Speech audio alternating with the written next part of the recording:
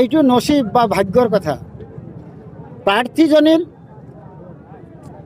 জনমানসত যিখিনি গ্ৰহণযোগ্যতা আছে, গ্ৰহণযোগ্যতাৰ ওপৰত ভিত্তি কৰি তাৰ বিপক্ষে কোনো এজন প্ৰাৰ্থিত্ব প্ৰত্যাশীয়ে তাৰ পৰা সেইটো বৰুণডাঙা গাঁও পঞ্চায়তৰ ২ নম্বৰ ৱাৰ্ডৰ পৰা প্ৰতিদ্বন্দ্বিতা কৰিব বিচৰা নাই আৰু ছিংগল প্ৰাৰ্থী হিচাপে নিৰ্বাচনী বিষয়ে ডিক্লেয়াৰ কৰিছে।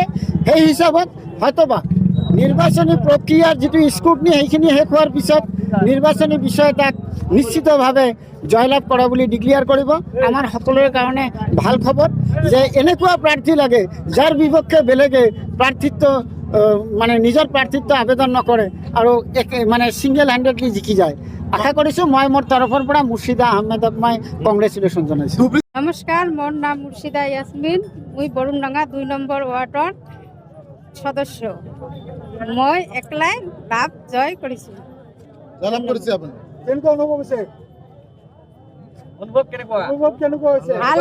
ভাল লাগিছে। পিছত আহা নাই কোনে, এটাই মই ভাল পাইছোঁ। না, দিয়া নাই।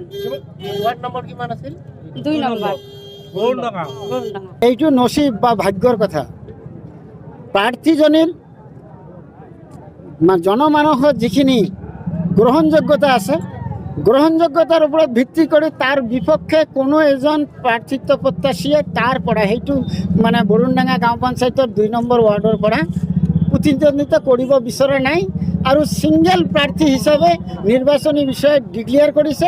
সেই হিচাপত হয়তোবা নিৰ্বাচনী প্ৰক্ৰিয়াৰ যিটো স্ক্ৰুটনি সেইখিনি শেষ হোৱাৰ পিছত নিৰ্বাচনী বিষয়ে তাক নিশ্চিতভাৱে জয়লাভ কৰা বুলি ডিক্লেয়াৰ কৰিব।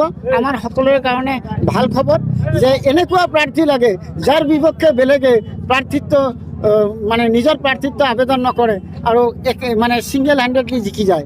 আশা কৰিছোঁ মই মোৰ তৰফৰ পৰা মুৰ্ছিদা আহমেদক মই কংগ্ৰেচুলেশ্যন জনাইছোঁ। নমস্কাৰ, মোৰ নাম মুৰ্ছিদা ইয়াসমিন। মই বৰুণডাঙা ২ নম্বৰ ৱাৰ্ডৰ সদস্য। মই একলাই লাভ জয় কৰিছোঁ।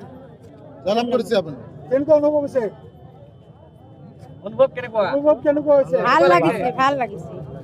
পিছত আহা নাই কোনে, এটাই মই ভাল পাইছোঁ।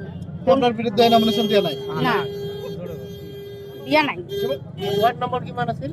২ নম্বৰ বৰুণডাঙা। এইটো নসিব বা ভাগ্যৰ কথা। প্ৰাৰ্থীজনীৰ জনমানসত যিখিনি গ্ৰহণযোগ্যতা আছে, গ্ৰহণযোগ্যতাৰ ওপৰত ভিত্তি কৰি তাৰ বিপক্ষে কোনো এজন প্ৰাৰ্থিত্ব প্ৰত্যাশীয়ে তাৰ পৰা সেইটো বৰুণডাঙা গাঁও পঞ্চায়তৰ ২ নম্বৰ ৱাৰ্ডৰ পৰা প্ৰতিদ্বন্দ্বিতা কৰিব বিচৰা নাই আৰু ছিংগল প্ৰাৰ্থী হিচাপে নিৰ্বাচনী বিষয়ে ডিক্লেয়াৰ কৰিছে।